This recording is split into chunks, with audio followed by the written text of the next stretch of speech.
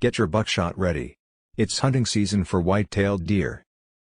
Whether you're a novice hunter or a seasoned pro, there's always something to learn about white-tailed deer. In this video, we'll explore their habits and how to hunt them effectively. You'll learn about their diet, mating habits, and more. So sit back, relax, and enjoy the show. The white-tailed deer is one of the most popular game animals in North America. Though they are relatively small compared to other deer species, their populations are strong and continue to grow in many areas. In order to be a successful hunter, it is important to understand the habits and behavior of these animals. As the weather begins to cool and the leaves start to change color, it's time to start thinking about hunting season. For many, that means heading out in search of the perfect white-tailed deer. But before you head out into the woods, there are a few things you should know about these creatures. First and foremost, it's important to understand the habits and behavior of deer. Knowing when they're most active and where they like to spend their time can give you a big advantage when it comes to tracking them down. Additionally, pay attention to the signs they leave behind, from tracks in the mud to broken branches, as these can be helpful clues in your search. Understand the habits of deer. Bucks in heat make scrapes in the ground to mark their territory. Buck scrapes are usually found near food sources, bedding areas and trails.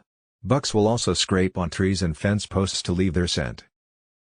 Bucks in rut will pick the largest, highest and thickest tree they can find to rub their antlers. The bucks do this to show dominance over their territory and let the does know they are around. Does will pee in the scrape to let the bucks know they are ready to breed. Bucks will urinate in the scrape as well and rub their tarsal gland, on their back legs, on the trees and fence posts. Mating season usually starts in late September and ends in late November. The does come into heat every 21 days during this time. Does are sexually mature at 1 year of age. A doe may mate with several bucks. The gestation period is about 7.5 months and the fawns are usually born in late May or early June. They will give birth to a single fawn and sometimes twins.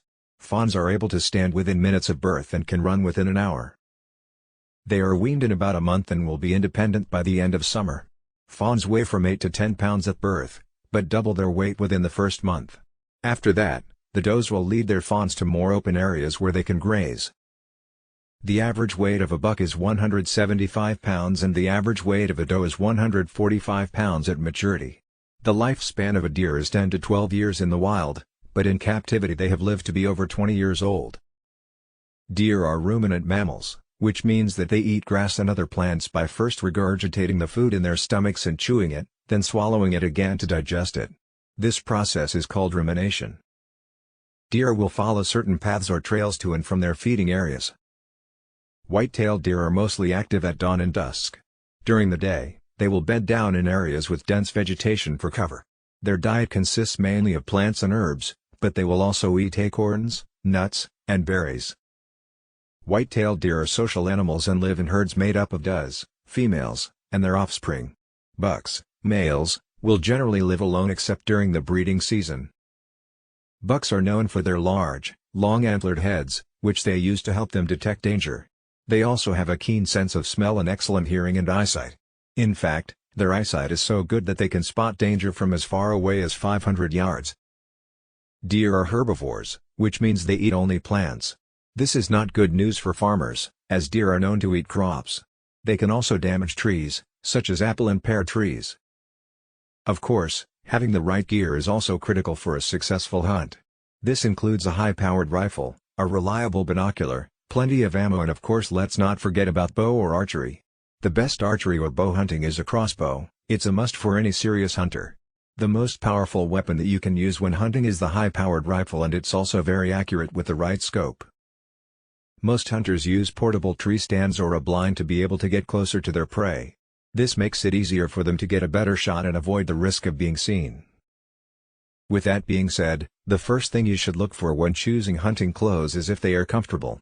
You are going to be spending a lot of time sitting in your tree stand or blind, so it is very important for you to have clothes that will not be uncomfortable. The second thing you should look for is camouflage. You will want to wear clothes that are going to match your surroundings so that you don't stick out too much.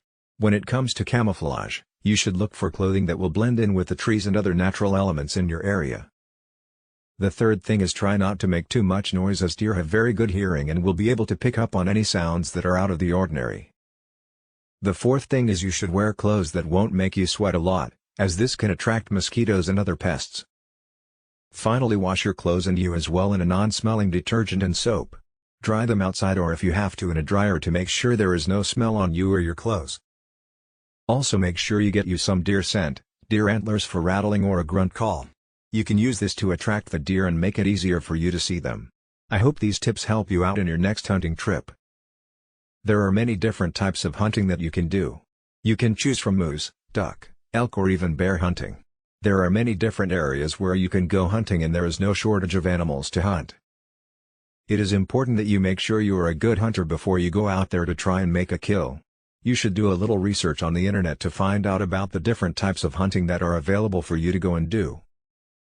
Always check with your DNR or game warden for the rules and regulations on the areas you are going to hunt. You should also go to school and learn the basics of hunting and how to be a good hunter. All these things will help you to become a good hunter. With all these things in mind, you will be on your way to a successful hunt and take your kid with you and let them have an experience of a lifetime.